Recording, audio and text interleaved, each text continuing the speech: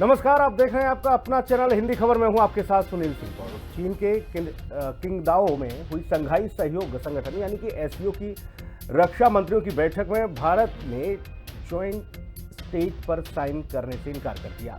गुरुवार को हुई इस बैठक में भारत की तरफ से रक्षा मंत्री राजनाथ सिंह ने हिस्सा लिया और ज्वाइंट स्टेटमेंट में पहलगांव में हुए आतंकी हमले को शामिल नहीं किया गया था, जबकि बलूचिस्तान में हुई घटना इसमें शामिल थी। भारत ने इससे नाराजगी जाहिर करते हुए स्टेटमेंट पर साइन नहीं किए और बैठक में रक्षा मंत्री राजनाथ सिंह ने कहा कि पहलगांव आतंकी हमले का पैटर्न भारत में लश्कर-ए-तैयबा के पिछले आतंकी हमलों जैसा था।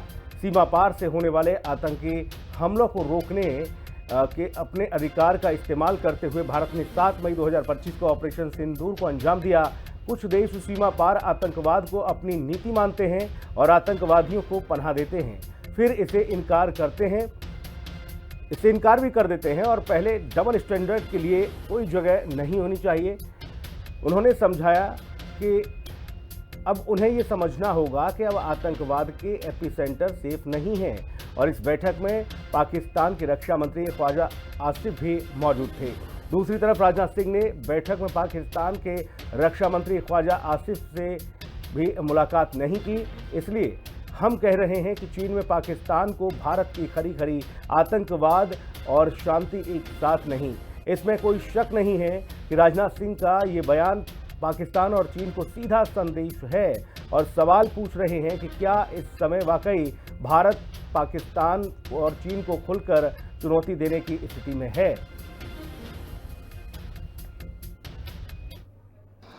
It is imperative that those who sponsor, nurture and utilize terrorism for their narrow and selfish ends must bear the consequences.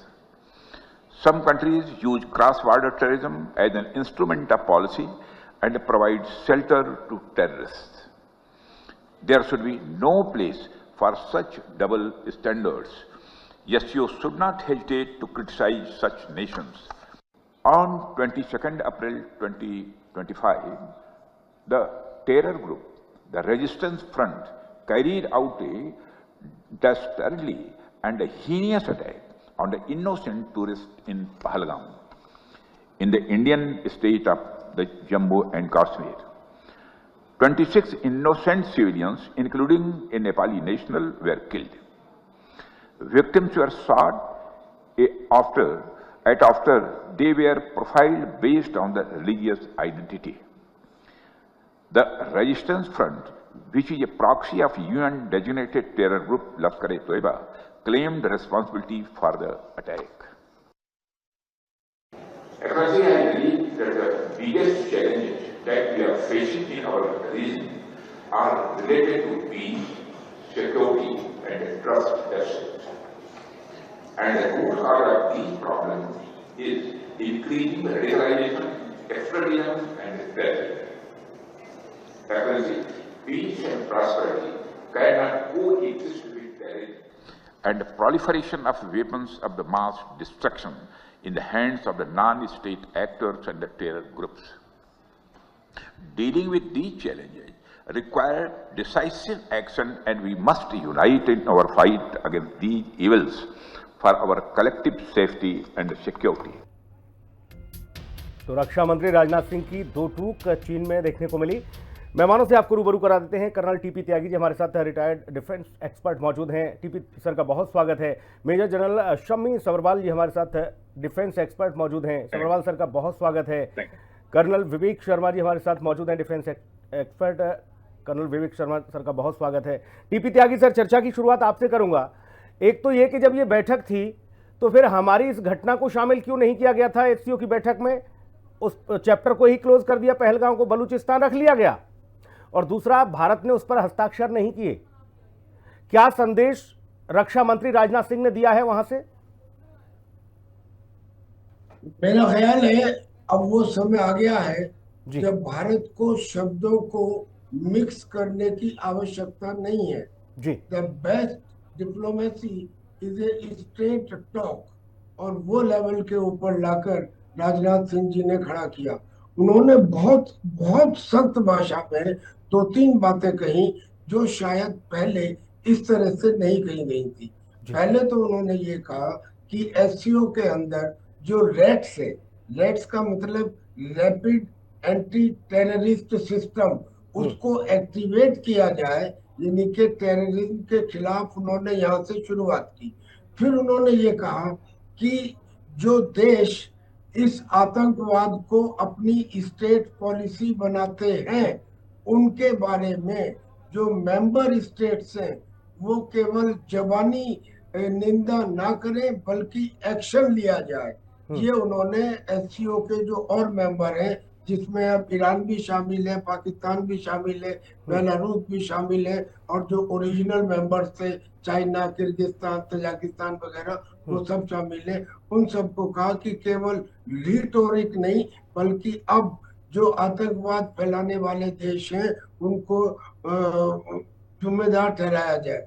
और फिर तीसरी बात ये उन्होंने कही, जो बिल्कुल ऐसा लगता है कि जैसे तीर मारा हो सीने में, उन्होंने कहा कि जिन्होंने आतंकवाद को अपनी स्टेट पॉलिसी बनाया है उन्हें अब कॉन्सिक्वेंसेस बियर करने पड़ेंगे, यानी कि उन्हें इसका खमियाजा उठाना पड़ेगा। और ये सारी बातें उन्होंने कही ये एग्जाम्पल देने के बाद कि द रेजिस्टेंस फ्रंट ने जिम्मेदारी ली थी पहलगाम में 26 निहत्थे लोगों को धर्म पूछकर गोली मारने की। और जो टीयर ऑफ है ये लश्कर तैयबा का मुखौटा है, और लश्कर तैयबा एक ग्लोबल टेररिस्ट ऑर्गेनाइजेशन है, लिहाजा इसके लिए जो स्टेट है उस स्टेट की पॉलिसी को उन्होंने चैलेंज किया।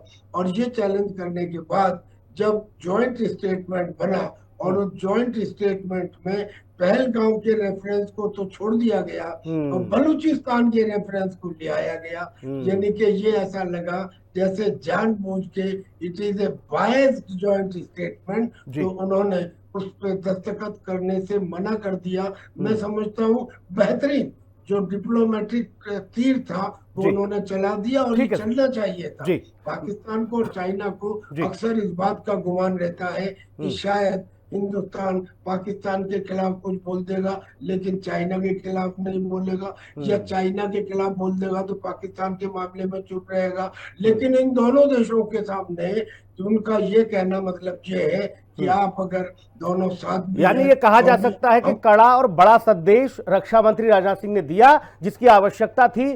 भारत अपनी किस तरह से संप्रभुता के लिए विदेशी जमीन पर भी जाकर ललकार सकता है, ये रक्षा मंत्री ने स्पष्ट कर दिया। मैं सभरवाल सर के पास जाऊंगा।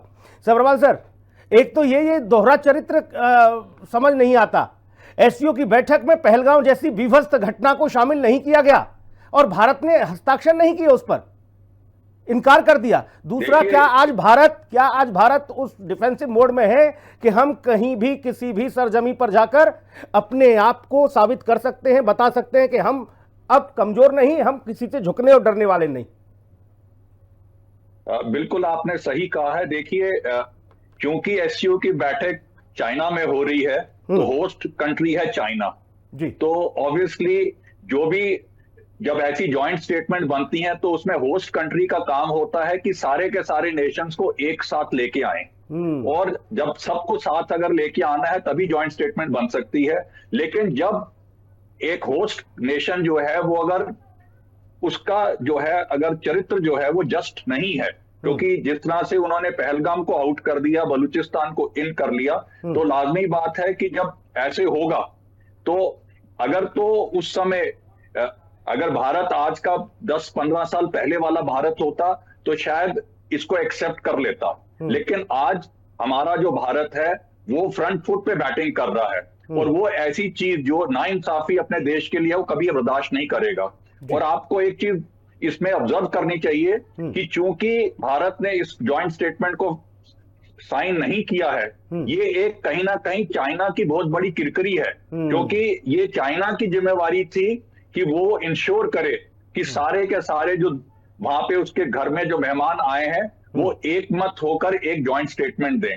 अगर आपको याद होगा, आज से 2 साल पहले जब ब्रिक्स समिट था वो भारत में जब हुआ था तो उस समय काफी देश चाहते थे कि उसके बीच में ये G7 का जो G20 का समिट हुआ था उसमें वो चाहते थे कि इसमें रशिया के अगेंस्ट कुछ ना कुछ आना चाहिए। उस समय हमारी फॉरेन पॉलिसी इतनी स्ट्रांग थी कि हमने इंश्योर किया कि सारे के सारे देशों को एक साथ लाके एक टेबल पे हमने सबकी एक सिग्नेचर करवाए थे, which was a great diplomatic victory. तो मेरे को लगता है कि ये एक चाइना के लिए बहुत उसके मुंह के ऊपर चपेट है, जो भारत ने आज उसके देश में आके उसको ये चपेट लगाई है, क्योंकि सबको मालूम है कि पाकिस्तान चाइना का प्रॉक्सी है और चाइना उसको हर लिहाज से सपोर्ट करेगा, क्योंकि अगर चाइना सपोर्ट नहीं करेगा तो फिर कहीं ना कहीं वो अपने प्रॉक्सी को भी लेट डाउन कर रहा है अपने ही देश में। So I think this is a very good step जो राजनाथ जी ने लिया कि इसके ऊपर साइन नहीं किया और शो कर दिया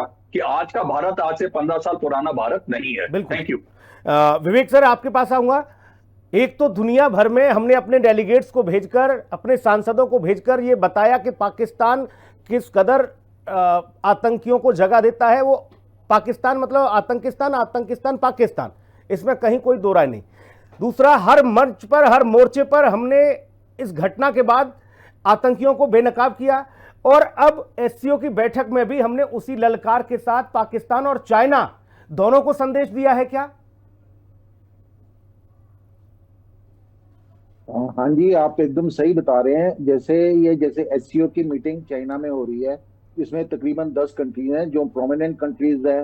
ईरान भी है इसमें, Bharat, Pakistan, Kazakhstan, China, Russia, Tajikistan, Uzbekistan, और ऐसे टोटल कुल 10 कंट्रीज हैं।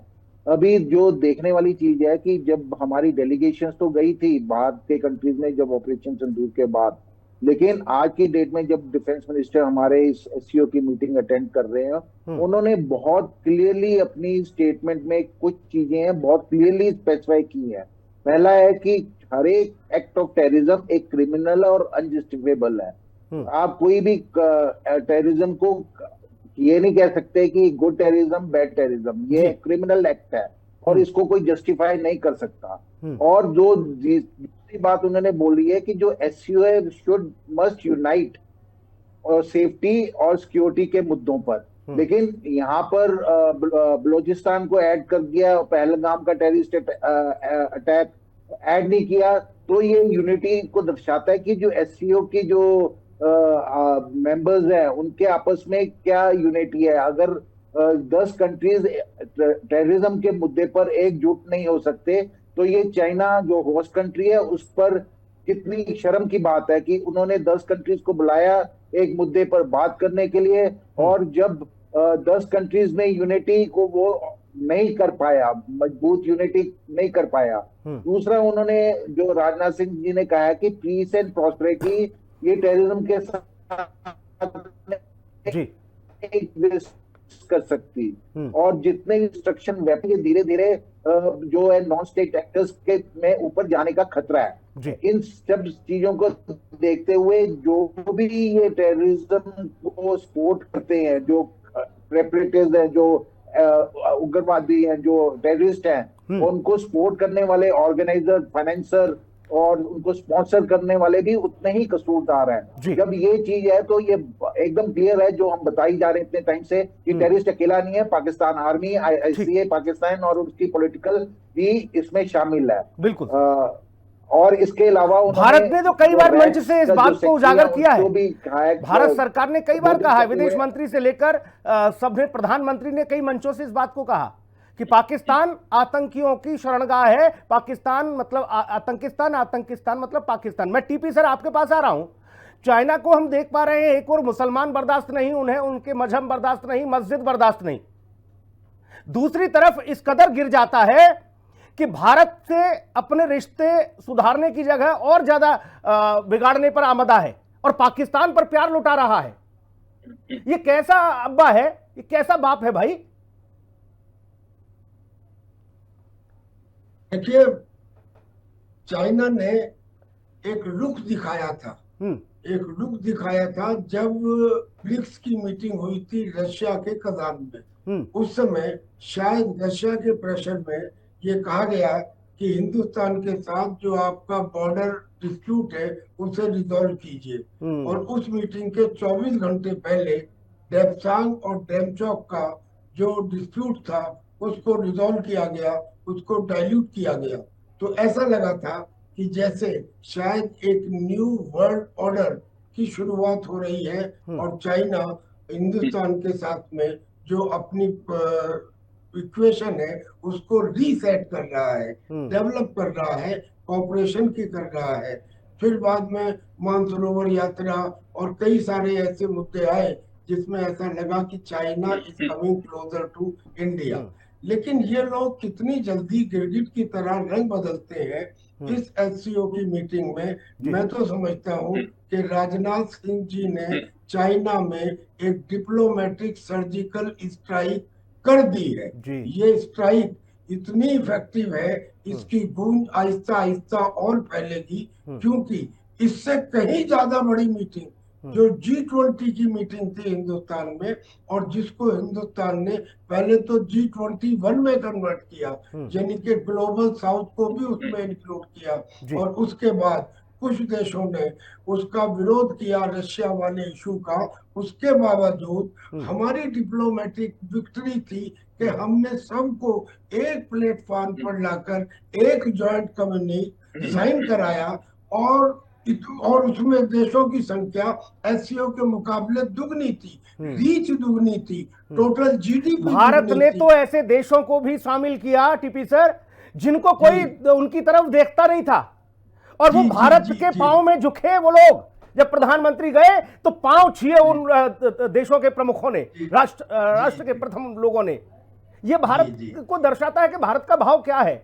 मैं सबरवाल सर आपके पास आ रहा हूं। एक बात आपने बड़ी महत्वपूर्ण कही कि 10 साल पहले 11 साल पहले का भारत कुछ और था भाई, आज का भारत कुछ और है। लेकिन हम देख रहे हैं कि इतना बड़ा जो सर्जिकल स्ट्राइक के तौर पर टीपी सर मान रहे हैं कि राजनाथ सिंह ने वहां जाकर ये स्ट्राइक कर दी है, उस पर विपक्ष हमारा बिल्कुल खामोश है, बिल्कुल शांत। न कोई ट्विटर पर हलचल, न कहीं कोई टिप्पणी नहीं आ रही। कह भी नहीं रहे कि भारत के रक्षा मंत्री ने चीन में जाकर पाकिस्तान और चीन दोनों को बड़ा और कड़ा संदेश दिया है। इस पर कोई प्रतिक्रिया नहीं दे रहा सर। देखिए, वो देंगे भी नहीं, क्योंकि अगर एक देश की बड़ी जो विपक्ष पार्टी है वो अगर चाइना जाकर आज से 15-16 साल पहले एक गुप्त समझौता करके आती है उनकी कांग्रेस पार्टी ऑफ चाइना के साथ, जिसका आज तक ना तो देश को ना वर्ल्ड को किसी को मालूम है कि ये क्या समझौता किया और क्यों किया है।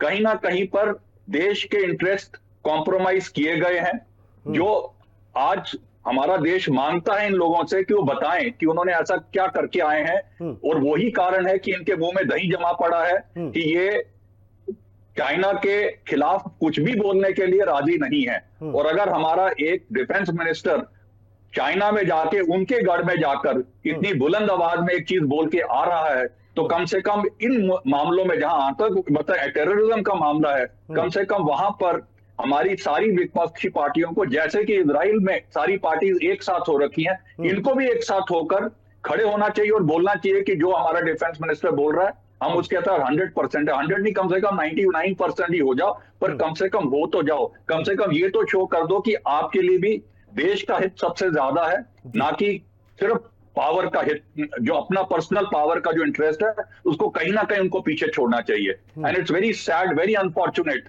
कि इनको सबको ये लगता है कि अगर इसमें भी अगर मोदी को एक और जो फेदर इन द कैप हो जाएगा तो हमारा क्या होगा। आई थिंक वही कारण है कि ये सब मुंह में दही जमा के बैठे हुए हैं और इनको देश का हित कहीं नजर नहीं आ रहा है। Thank you. लेकिन इससे सर हमने ये देखा राजनीतिक दलों का अहित ज्यादा हुआ, हित नहीं। जनता जागरूक है, जनता समझ चुकी है। लोगों के हाथ में एंड्रॉइड मोबाइल फोन है, वो सारी चीजें देख लेते हैं कि टीपी सर ने क्या बताया, सबरवाल सर ने कैसे पोल खोली, वो सब जान लेते हैं एक सेकंड में। बिल्कुल सही बोला आपने। क्यों ये जानते हुए भी, लेकिन फिर भी उनको लगता है कि कोई ना कोई एक सेगमेंट ऑफ पॉपुलेशन है जो हमारी बात को सुनेगी और मानेगी, और उसी के भरोसे ये सारा कुछ ऐसे कर रहे हैं। नहीं तो देखा जाए तो इस समय देश में देखो, अगर एक आदमी एक बार नहीं, 2 बार नहीं, तीसरी बार चुनाव जीत के प्रधानमंत्री बना है तो जनता उसके साथ है तभी तो बना है, ऐसे तो नहीं बन सकता। जनता भी देख रही है कि कौन सही है और कौन सही नहीं है। और यही कारण है कि इन सब के जितने भी हथकंडे कर लें, लेकिन फिर भी जनता सफलता हाथ लग नहीं है। और आपने बिल्कुल सही बोला है, आज जो ये आप जैसे जो चैनल्स हैं वो इंश्योर कर रहे हैं कि जो सही चीज है वो देशवासियों के पास पहुंचे। जी थैंक यू। विवेक सर, हमारा पाकिस्तान से जो युद्ध शुरू हुआ वो एक तरह से ये कहा गया कि टेररिज्म के खिलाफ, आतंक के खिलाफ भारत का ये कदम था, युद्ध था, और उसी बात को हम प्रगाढ़ तरीके से हर मंच से कह रहे हैं। शुरुआत पहलगांव से आतंकियों ने की, उसके बाद हमने इतना बड़ा एक्शन लिया। एससीओ की बैठक में पहलगांव के उस हमारे जो बड़े एक्शन को, जो पाकिस्तान के हमने आतंकियों के ठिकानों को उड़ाया 7 तारीख को रात में, उसका जिक्र नहीं, उसके बेस का जिक्र नहीं कि ये चीजें शुरू कहां से हुई। पहलगांव से शुरू हुई सर। पहलगांव में निर्दोषों को मारा धर्म पूछकर, वहां से शुरू हुई और वही चैप्टर हटा दिया गया। विवेक सर, यही तो अनफॉर्चुनेट चीज है, क्योंकि देखो बात है कि हमारे नेबर जैसे हैं। सवाल सर, अभी आप विवेक सर की टिप्पणी आने दीजिए। जी विवेक सर, अभी ऐसी सिचुएशन है कि चाइना में ये एससीओ मीटिंग हो रही है और ऑपरेशन सिंदूर पूरा देश ने देखा है, पूरी दुनिया ने देखा है। हमारे जो टारगेट्स हमने पीओके में और पंजाब, पाकिस्तानी पंजाब में जो टेररिस्ट टारगेट्स थे उनको कैसे एंगेज किया, कैसे हमने उनके आर्मी जो एयरफोर्स बेसिस थे उसको डिस्ट्रॉय किया। क्यों किया? सिर्फ इसलिए क्योंकि हमारे पहलगाम में हमारे सिटीजन्स को धर्म पूछ के मारा गया। क्या अभी ये चाइना की जो एससीओ मीटिंग ऑर्गेनाइज कर रहा है, क्या उसकी नैतिक जिम्मेवारी नहीं थी ये कि इस मुद्दे को उठाते? एक तरफ वो कहते हैं कि हम सब इकट्ठे होंगे टेररिज्म के अगेंस्ट, और जब टेररिज्म की बारी आती है कुछ बोलने की तो वो एक अपने जो नंबर 2 है पाकिस्तान प्रॉक्सी जिसमें वो है उसको सपोर्ट कर रहा है। तो ऐसी अगर उसने सपोर्ट ही करना है तो फिर ये बाकी कंट्रीज को क्यों बुलाते हैं? क्या अगर हम बुलाए ये, लेकिन जो डिफेंस मिनिस्टर ने जो 2 टूक में वहां पर चर्चा की है, ये एक तो इनकी आंखें खुलनी चाहिए कि अगर आप भारत को लाइटली नहीं ले सकते। हमारा ऑपरेशन सिंदूर अभी भी चल रहा है, अभी बंद नहीं हुआ, और हमने बहुत क्लियरली कहा है कि हमारे ऊपर अगर टेररिस्ट एक्ट होगा तो इसको एक्ट ऑफ वॉर माना जाएगा। कब तक आप नजरअंदाज करेंगे? कब तक आप ये जो टेररिस्ट विवेक सर, और जाहिर तौर पर आज हस्ताक्षर से देखिए मना किया गया है, और मैं मान के चलता हूं मेरे सभी मेहमान इस बात से जरूर सहमत होंगे। आज हमने उस बुक पर हस्ताक्षर से इनकार कर दिया जिसमें भारत के उस चैप्टर को नहीं शामिल किया गया। आने वाले समय में भारत वो भी मादा रखता है कि ऐसी बैठकों को ठुकरा दे, ऐसी बैठकों को लात मार के हटा दे कि ऐसी बैठकों में हम शामिल ही नहीं होंगे। जहां भारत का कोई एक चैप्टर नहीं, कोई एक जिक्र नहीं किसी घटना का, ऐसी बैठकों में जाने का कोई मतलब नहीं। हो सकता है आने वाले समय में ऐसी भी स्थिति बने। बहुत शुक्रिया सर, समय मुझे इजाजत नहीं देता, आगे इस चर्चा को नहीं ले जा सकता। बहुत धन्यवाद। खास कार्यक्रम में इतना ही, नमस्कार। That those who sponsor, nurture and utilize terrorism for their narrow and